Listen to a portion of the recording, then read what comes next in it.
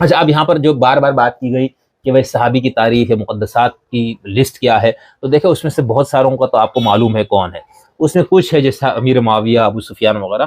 تو اب امیر معاویہ کے بارے میں زیادہ مسئلہ تھا کے حوالے سے کمپرومائز کرنے کے لیے شیعہ بھی تیار نہیں، تو وہ یہ تانا بھی دیتے بھائی تم تو اپنے مقدسات کی لسٹ بناتے جا رہے ہو.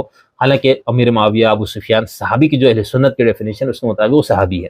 اب اس پر جو خامنہئی صاحب کا ایک مشہور جو واقعہ میں یہاں پر پیش کرتا ہوں، ان کی ویب سائٹ کے اوپر یہ واقعہ موجود ہے فارسی زبان میں، اس کا اردو ترجمہ میں آپ کے سامنے رکھتا ہوں، جس سے آپ کو یہ اندازہ ہوگا کہ علماء اور مراجع کے لیول پر کس حد تک یہ بات تسلیم شدہ ہے کہ بھئی اگر ان کے لیے مقدس ہے تو ہمیں ان کی توہین کرنے کا حق نہیں ہے. آیت اللہ خامنہئی صاحب فرماتے ہیں اب ہم ایک اسلامی معاشرے کو چلا رہے ہیں، اس لیے تمام مسلمانوں کے مقدسات کی توہین نہیں ہونی چاہیے.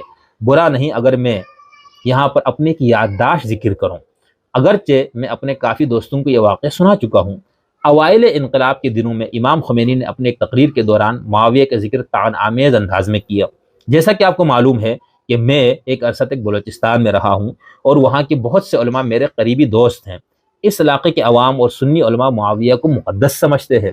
چنانچہ میں نے امام خمینی سے عرض کیا کہ ہمارے ملک کی مشرقی سمت کی طرف کئی کروڑ لوگ معاویہ کو محترم شمار کرتے ہیں اور اسے خال المؤمنین سمجھتے ہیں، یعنی ماموں. البتہ وہ برحق ہے یا ناحق یہ بات بحث طلب ہے. امام خمینی کو خامنہئی صاحب یہ بتا رہے، یعنی مسلمانان ہند، پاکستان، بنگلہ دیش اور افغانستان جن کی اکثریت سنی حنفی ہے، یہ لوگ معاویہ کو محترم سمجھتے ہیں.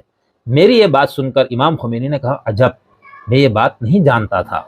اب خامنہئی صاحب کہتے ہیں اس کے بعد ان 10-11 سال کی مدت کے دوران میں نے امام خمینی کی طرف سے معاویہ کے بارے میں کوئی ایک طعن آمیز جملہ بھی نہیں سنا. آگے خامنہئی صاحب کہتے ہیں میں خود نماز جمعہ کے دوران جنگ صفین اور امیر المومنین کی دیگر جنگوں کے بارے میں گفتگو کرتا ہوں لیکن اہانت نہیں کرتا. تاریخ گوئی ایک اور چیز ہے جبکہ اہانت اور چیز. دیکھا انہوں کے جو اوپر اعتراضات تھے اہل تشیع میں، ایک یہ تھا کہ ہم ان واقعات کو، تاریخ کو یہ بیان کریں گے تو ہم پہ یہ بھی توہین کے زمرے میں. تو خامنہئی صاحب بھی کہہ رہے ہیں میں وہ بیان کرتا ہوں لیکن اہانت نہیں کرتا، کیونکہ تاریخ بیان کرنا ایک الگ چیز ہے اور کسی کی اہانت کرنا یہ ایک دوسری چیز ہے. تو یہاں پر میں نے صرف یہ بتانا تھا. اسی طرح اور بھی مراجع ہے، آیت اللہ العظمی سید کمال حیدری حفظہ اللہ تعالیٰ جو کہ اس وقت نظر بند ہے، اور اس طرح کے مراجع جن سب کا یہ ہے کہ مقدسات اہل سنت کی توہین نہیں ہونی چاہیے.